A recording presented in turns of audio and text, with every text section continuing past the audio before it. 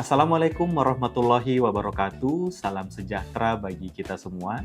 Perkenalkan, saya Muhammad Edi Hidayat, peserta sertifikasi dosen tahun 2026 dari program studi D3 Teknik Mekatronika di Politeknik Bosowa. Video ini merupakan pernyataan diri dosen dalam unjuk kerja Tridharma Perguruan Tinggi, khususnya dalam bidang pengajaran. Pada video ini, saya akan memaparkan salah satu mata kuliah yang saya ampu, yaitu Praktikum Programmable Logic Controller, yang hadir dengan kode mata kuliah 23023 PLCP dengan bobot sebanyak 2 SKS. Mata kuliah ini merupakan mata kuliah inti program studi D3 Teknik Mekatronika di Politeknik Bosowa yang diajarkan pada semester ketiga.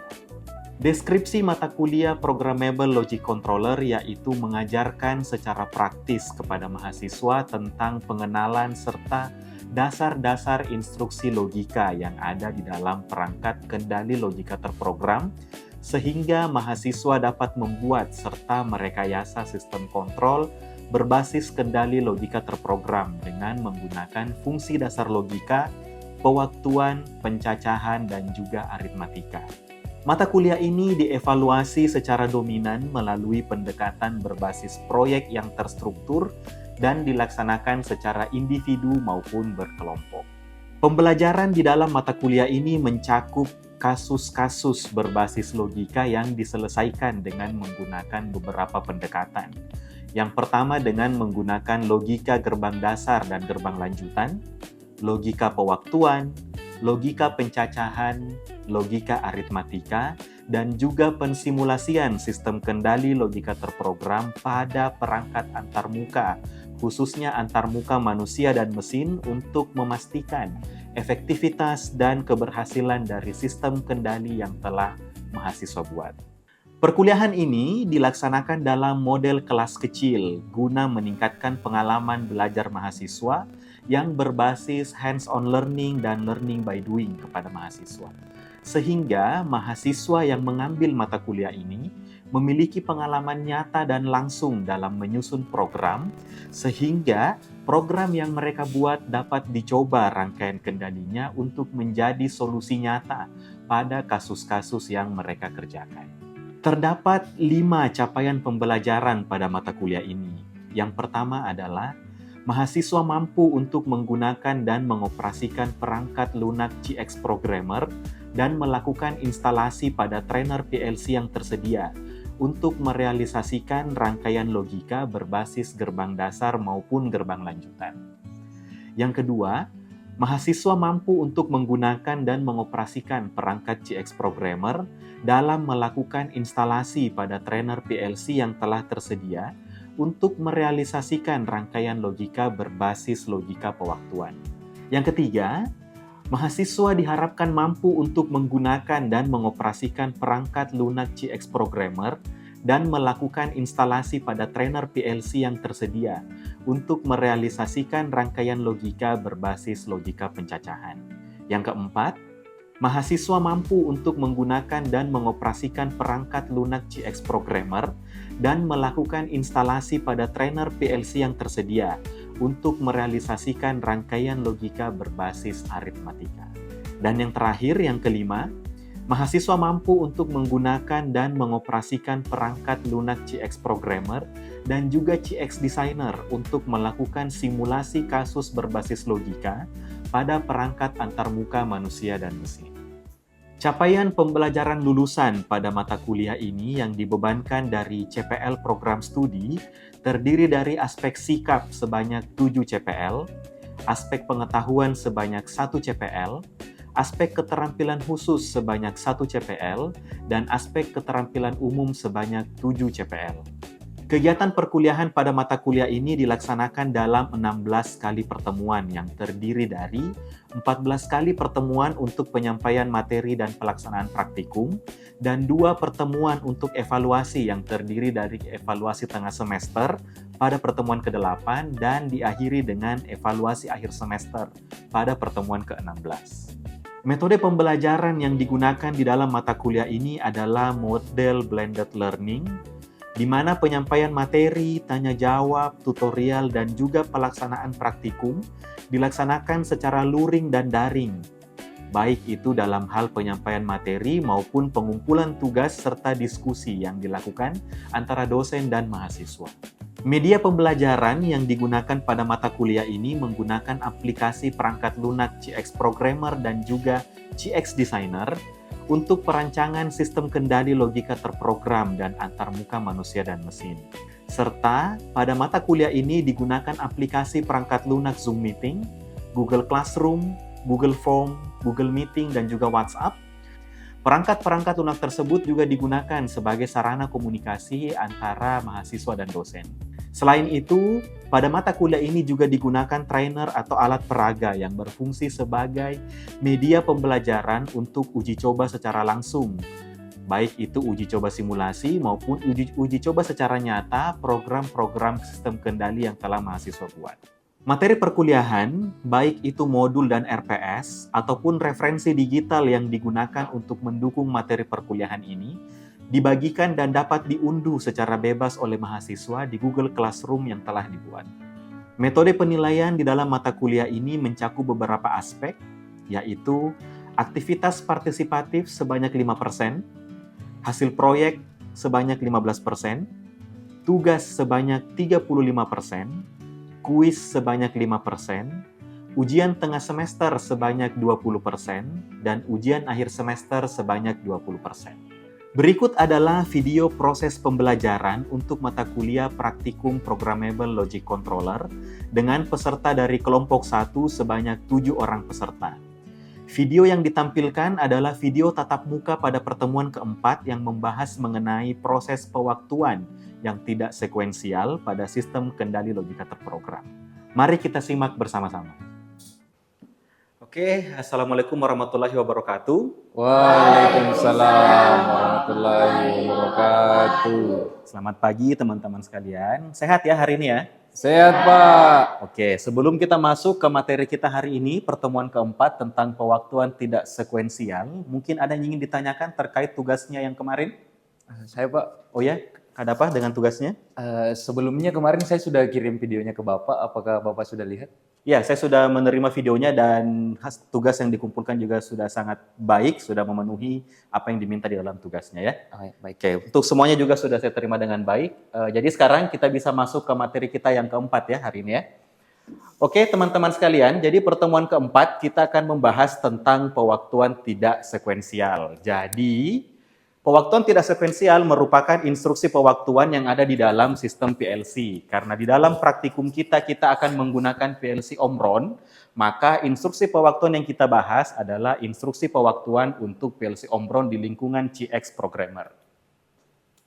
Nah, pertama-tama saya akan menjelaskan dulu ada dua bagian di dalam instruksi pewaktuan, yaitu timer dan pulsa. Instruksi pewaktuan di dalam Omron adalah fungsi yang teman-teman bisa gunakan untuk mengelola pengaturan waktu dalam proses otomatisasi. Khususnya, tapi tidak terbatas pada menggunakan instruksi timer dan instruksi pulse atau clock. Jadi dari kalimat ini kita bisa melihat bahwa instruksi pewaktuan di dalam PLC, khususnya di CX Programmer, terbagi menjadi dua. Ada yang namanya timer dan ada yang namanya pulsa. Instruksi timer itu memungkinkan teman-teman untuk melakukan penundaan atau pengaturan durasi aktifnya sinyal, sehingga memungkinkan kontrol waktu yang presisi dalam setiap tahapan proses. Sedangkan instruksi pulse atau clock, mungkin teman-teman sudah tahu, pulsa atau clock itu dia akan menghasilkan sinyal yang berupa pulsa berulang atau sinyal singkat pada interval waktu yang tertentu. Sangat cocok untuk keperluan di mana kita ingin mengatur siklus waktu secara konsisten di dalam sebuah sistem kendali. Nah, sekarang kita bahas yang pertama dulu, terkait dengan timer. Sebelum kita masuk ke bagian timer, mungkin dari teman-teman ada yang tahu apa itu timer atau punya gambaran? Saya, Pak. Ya, silakan. Timer adalah perangkat alat ukur waktu yang digunakan untuk menghitung mundur waktu atau menghitung durasi jeda waktu yang diinginkan. Oke, jadi jawabannya sudah sangat tepat, seperti yang teman-teman sudah coba di praktikum mesin listrik sebelumnya, bersama dengan dosen yang lain, diajarkan bahwa timer merupakan perangkat yang mengatur aktivasi suatu sistem berdasarkan waktu tundanya. Nah, sekarang kita akan lebih spesifik membahas mengenai timer di dalam PLC. Jadi seperti yang dijelaskan oleh Saudari Wafika tadi, instruksi timer memungkinkan penundaan atau pengaturan durasi aktifnya sinyal, sehingga memungkinkan kontrol waktu yang presisi dalam setiap tahapan prosesnya. Di dalam CX Programmer, khususnya karena kita akan menggunakan PLC CP1L, itu terdapat 3 jenis instruksi timer yang teman-teman bisa gunakan. Yang pertama instruksi TIM, merupakan timer standar, kemudian TIMH atau timer high speed, timer berkecepatan tinggi, dan selanjutnya adalah TTIM atau totalizing timer. Nah, sekarang kita akan membahas ketiganya. Yang pertama nih, instruksi TIM atau timer yang standar. Jadi instruksi ini merupakan instruksi timer yang paling sederhana dengan pertambahan nilai setiap prosesnya adalah 0,1 detik. Instruksi ini memiliki batas operasional dari 0 detik hingga 999,9 detik dengan nilai basisnya adalah 100 milisecond. Nah, di dalam instruksi timer, ketika kita nanti percobaan menggunakannya, terdapat 2 yang harus teman-teman isi, yaitu nilai timernya dan juga durasi timernya. Ini adalah simbolnya, nanti teman-teman akan coba di laptopnya nantinya. Jadi simbol timer, instruksi N merupakan kode timernya, sedangkan S merupakan nilai timernya. Untuk kode timernya, teman-teman bisa memilih dari nilai 0000 hingga 4095. Sehingga total PLC, maksud saya total timer yang bisa kita gunakan dalam PLC adalah sebanyak 4096 timer. Nilai S, ini merupakan nilai waktu tunda yang teman-teman ingin gunakan nih. Nah, karena dia formatnya adalah BCD, maka di depannya perlu kita berikan tanda pagar agar sistem mengenali bahwa dia adalah format BCD. Sedangkan nilainya adalah minimal dari 000 dan maksimal adalah 9999 dengan basisnya 100 milisecond sehingga waktu maksimalnya nanti akan menjadi 16 sekian menit. Yang kedua adalah timer high speed, ini merupakan pengembangan dari timer sebelumnya. Kalau timer sebelumnya durasinya adalah 100 milisecond, kalau di sini dia dipercepat. Percepatannya adalah incrementalnya naik dari yang awalnya 0,01 detik menjadi 0,01 detik atau 10 milisecond. Nah, sama seperti timer sebelumnya, kode timer sebelumnya, untuk timer high speed juga ada 2 nilai operan yang harus teman-teman isi, yaitu nilai timernya dan juga nilai penghitungannya. Sama seperti yang tadi, ini juga menggunakan alamat hingga 4096, tetapi perbedaannya adalah di waktu operasinya, karena sama-sama menggunakan dari 0 hingga 9999, tetapi karena basisnya adalah 10 milisecond, tidak seperti yang tadi menggunakan basis 100 milisecond, menjadikan timer high speed ini waktu maksimal kerjanya hanya sekitar 1,6 menit saja. Nah, yang terakhir nih, TTIM atau totalizing timer. Nah, perbedaan dari timer ini dengan 2 timer sebelumnya adalah kalau 2 timer sebelumnya ketika sinyal instruksinya dihilangkan, maka timer akan mereset perhitungannya. Sedangkan totalizing timer ini berguna untuk menjalankan fitur waktu tunda, di mana ketika sinyal dihilangkan, perhitungan timer tidak langsung menghilang, tetapi perhitungannya akan dijeda hingga sinyal diberikan selanjutnya. Waktu operasinya sama dengan timer yang standar, dia basisnya adalah 100 milisecond. Perbedaannya adalah, jika di timer yang sebelumnya kita hanya menggunakan 1 masukan, di timer ini kita menggunakan 2 masukan nantinya. Ada timer input dan ada timer untuk resetnya, masukan untuk reset inputnya. Nah, ini berbeda dengan yang tadi yang tersedia hingga ribuan timer. Untuk totalizing timer, kita hanya memiliki 16 timer yang bisa teman-teman gunakan di dalam program PLC-nya. Nilai S-nya sama dengan yang tadi, 2 timer sebelumnya, tetapi yang ini karena dia basisnya adalah 100 milisecond, maka waktu tundanya adalah sekitar 16 menit. Oke, sekarang kita akan masuk ke instruksi yang kedua, yaitu instruksi pulsa, yang nanti kita akan coba juga di sesi praktikum setelah ini. Apa itu pulsa di dalam PLC, teman-teman? Jadi, secara sederhananya, kita sudah bahas di depan bahwa pulsa adalah membangkitkan gelombang yang berulang di dalam sebuah PLC. Karena dia membangkitkan sinyal berulang, maka pulsa ini sangat cocok untuk kita menghasilkan sebuah kendali yang kontinu, yang tidak berubah pemancingannya. Di dalam CX Programmer, khususnya untuk Omron CP1L, ada 3 jenis pulsa yang teman-teman bisa gunakan. Yang pertama adalah pulsa 0,2 detik, pulsa 1 detik, dan yang terakhir adalah pulsa 1 menit. Nah, sekarang kita akan bahas pulsa 0,2 detik. Instruksi dari pulsa 0,2 detik akan menghasilkan sinyal yang kontinu dengan waktu pembangkitannya menyala selama 0,1 detik dan mati selama 0,1 detik. Dan sinyalnya adalah pulsa yang simetris. Mungkin teman-teman masih ingat simetris. Simetris adalah kondisi ketika sinyal on dan sinyal off berada pada waktu yang sama. Untuk memanggil pulsa 0,2 detik ini, teman-teman bisa menggunakan kode panggil P_0_2S di CX Programmer-nya nantinya. Selanjutnya adalah pulsa 1 detik. Instruksi ini sama dengan pulsa 0,2 detik, hanya saja perbedaannya di sini adalah pembangkitan sinyal on dan sinyal off-nya memiliki durasi yang simetris selama 0,5 detik, teman-teman ya. Untuk cara panggilnya sama dengan yang tadi, hanya saja kode panggilnya akan berubah menjadi P_1S. Jadi kode P di depan itu mengindikasikan bahwa dia adalah instruksi pulsa. Yang terakhir nih, pulsa 1 menit.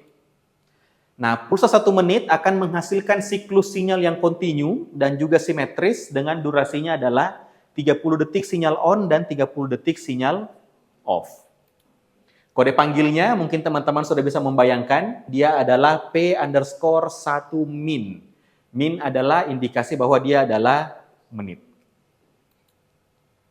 Oke, sekarang kita sudah siap akan memasuki sesi praktikumnya, tetapi sebelumnya saya akan menjelaskan dulu bagaimana cara menggunakan instruksinya. Yang pertama, bagaimana cara kita menggunakan instruksi timer. Jadi, seperti kodenya tadi, timer itu yang standar, kita memiliki 2 nilai isian, yaitu nilai N dan nilai S. Cara panggilnya nanti teman-teman di CX Programmer-nya tinggal mengetikkan tim, kemudian masukkan nilai N-nya dan berikan tanda pagar, masukkan nilai S yang teman-teman inginkan. Nah, ini adalah contoh program yang nanti teman-teman akan coba. Kalau teman-teman lihat di sini, timer 0 akan aktif ketika saklar 0.00 ditekan. Tetapi lampu yang ada di alamat 100 akan aktif ketika timer 0000 telah menyelesaikan perhitungannya. Nah, di sini kita bisa lihat bahwa yang 000 ini merupakan alamatnya, sedangkan pagar 100 ini merupakan waktu tunda yang kita harapkan. Nah, kalau dia menggunakan basis 100 milisecond, maka kalau teman-teman bisa menebak berapa lama kira-kira timer ini akan aktif. Saya kasih pilihan, apakah 1 detik, apakah 10 detik, atau apakah 1 menit. Ya, jadi betul sekali dari Said. Jadi yang benar adalah waktu tundanya selama 10 detik nantinya. Nah, sekarang yang kedua nih, bagaimana kita menggunakan timer high speed. Jadi ini mirip dengan timer yang tadi, hanya saja bedanya adalah di waktu tundanya. Kalau di timer sebelumnya, dengan nilai 100 akan menghasilkan waktu tunda selama 10 detik, maka di timer high speed, dengan nilai 100, kita hanya akan mendapatkan waktu tunda selama 1 detik saja. Kenapa 1 detik? Karena pembaginya adalah 10 milisecond. Berbeda dengan yang tadi, faktor pembaginya adalah 100 milisecond. Nah, yang ketiga yang nanti teman-teman akan coba adalah totalizing timer. Di sini teman-teman akan melihat bahwa ketika sinyal input dihentikan, timer tidak akan mereset dirinya, tetapi akan menahan perhitungannya hingga sinyal input kembali diberikan. Nah, bisa kita lihat teman-teman di sini, di gambarnya. Kalau yang tadi, timer hanya memiliki 1 masukan, sedangkan yang ini timer memiliki 2 masukan. Masukan yang pertama di alamat 0.00 itu adalah untuk menyalakan timernya. Ketika saklar 0.00 tidak aktif, maka hitungannya tidak akan mereset, tetapi dia akan terhenti hitungannya. Bagaimana cara meresetnya? Kita menggunakan saklar di alamat 0.01 yang akan mereset timernya. Waktu timer ini sama dengan timer yang pertama itu adalah 10 detik karena seperti kita ingat di pembahasan yang tadi, totalizing timer durasinya adalah 100 milisecond. Oke, sekarang bagaimana cara kita menggunakan pulsa? Nah, untuk pulsa 0,2 detik, ini lebih sederhana dari memanggil timer yang tadi. Untuk pulsa, kita hanya perlu mengambil sebuah kontak. Kontak pertama ada di saklar on di 0.00, menyalakan alamat virtual di 200.00. Nantinya 200.00 ini akan dipancing ke alamat pulsa 0,2 detik yang akan menyalakan lampu 100. Nanti ketika teman-teman mencoba praktikum ini, teman-teman akan melihat bahwa ketika saklar on ditekan, lampu 100 akan menyala berkedap-kedip, ya. Nah, begitupun dengan pulsa 1 detik, cara memanggilnya sama, hanya saja yang membedakan adalah teman-teman bisa melihat setelah alamat virtual di 200, kita memanggil kontak pulsa 1 second. Nanti akan terlihat bahwa ketika dijalankan, alamat 100 akan menyala berkedip, tetapi tidak lebih cepat dari instruksi yang sebelumnya. Karena waktu tunda yang sekarang adalah 1 detik. Yang terakhir yang teman-teman akan coba nanti adalah pulsa 1 menit. Sama seperti yang tadi, yang membedakan hanyalah instruksi yang kita panggil setelah alamat 200. Teman-teman melihat bahwa di situ adalah alamat pulsa 1 menit akan menyalakan lampu 100. Sehingga ketika dia dinyalakan, nantinya lampunya akan berkedap-kedip tetapi sangat lambat. Berbeda dengan yang tadi, karena ini waktu tundanya antara on dan off itu berbeda 30 detik. Nah, itu adalah akhir pembahasan kita kali ini sebagai teori pengantar sebelum kita ke sesi praktikum. Mungkin ada yang ingin ditanyakan terlebih dahulu? Saya, Pak. Ya, apa? Untuk tugasnya dia dikumpulnya kapan, Pak? Oh ya, jadi seperti biasa, kita setiap akhir pembahasan akan ada tugas. Jadi untuk tugas pertemuan kali ini, pertama-tama kita ada kuis dulu, nanti teman-teman silahkan coba di laptopnya masing-masing. Jadi teman-teman kita akan belajar bagaimana menggunakan timer untuk kasus sederhana. Karena kita berbasis industrial learning, kita akan membuat dan mensimulasikan sistem aktivasi boiler dengan fitur keselamatan pengguna sehingga boiler akan aktif ketika 10 detik telah berlalu sejak tombol aktivasi boiler ditekan. Sehingga pengguna akan memiliki waktu untuk keluar dari ruang boiler sebelum boiler diaktifkan. Kenapa ini penting? Karena ini menjadi proteksi ledakan tidak terduga saat boiler dinyalakan. Untuk kasus ini, teman-teman diminta untuk menggunakan saklar push button tipe NO untuk merealisasikannya. Nanti kuisnya ini teman-teman kerjakan dulu sebelum tugasnya. Nanti silakan setelah kuisnya disimulasikan di komputer, bisa teman-teman coba di trainer yang tersedia. Kemudian untuk menjawab pertanyaan dari Ariel tadi, tugasnya, ini tugas untuk hari ini. Nanti silakan teman-teman perhatikan bahwa di sini teman-teman diminta untuk mengerjakan permasalahan berbasis timer yang tidak sekuensial.